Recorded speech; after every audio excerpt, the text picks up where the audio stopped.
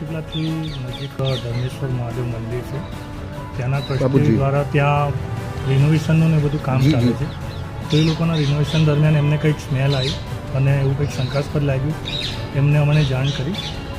અમે સરકારી પંચો અને અમે જાતે અમારી ટીમ સાથે ત્યાં સ્થળ પર પહોંચ્યા, ત્યાં જોયું અને ત્યાં અમને પણ એવું લાગ્યું કે આ કંઈક વન્ય પ્રાણીનું હોય એવું લાગી રહ્યું છે. તો એવું શંકાસ્પદ વસ્તુ તમામ પેટી સાથે લાવી રાજપીપળા રેન્જ ઓફિસે લાવ્યા. તેને અમે ખરાઈ કરી.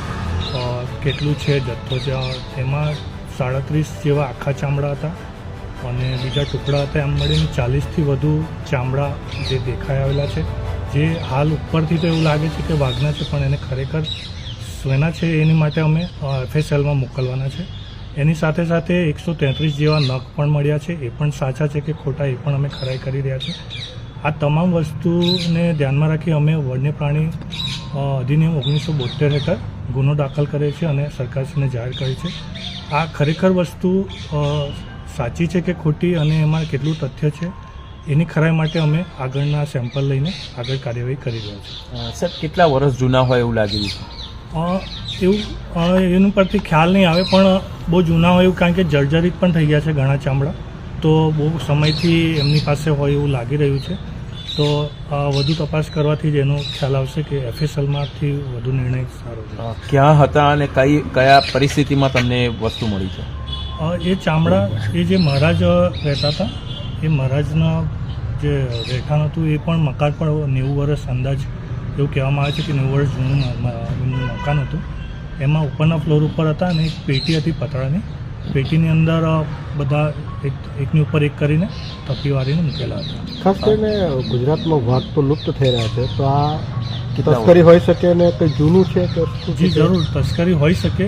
બહુ જૂનું છે. મહારાજની ઉંમર પણ 1926માં એમનો જન્મ હતો, તો 95 વર્ષે એમની ડેથ થઈ હતી અને એ જ્યાં રહેતા હતા ત્યાંથી મળ્યું છે, એટલે ઘણું જૂનું છે એવું કહી શકાય.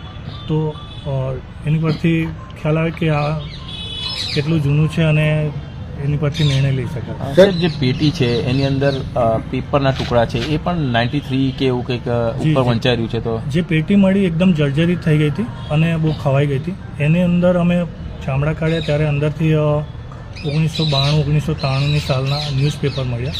તો એની પરથી એવું અમે થોડું અંદાજ મારી શકીએ કે આ ચામડા 33 વર્ષ, જે આજની 2025-26 સુધી ગણીએ તો 33 વર્ષ સુધી તો મહારાજ પાસે કે એ પેટીમાં હતા એવું માની શકીએ. મહારાજ આજે ગુજરી ગયા અને 5 મહિના થઈ ગયા છે. હવે જો સાબિત થાય FSLમાં કે વાઘનું જ ચામડું છે અને વાઘના જ નખ છે, તો આપણે કઈ રીતે ગુનો દાખલ કરીશું એનું?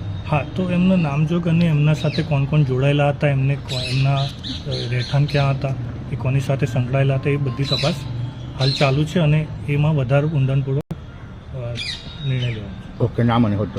તમારું નામ? મારું નામ જિગ્નેશ સોની, રેન્જ ફોરેસ્ટ ઓફિસર છે, રાજપીપળા.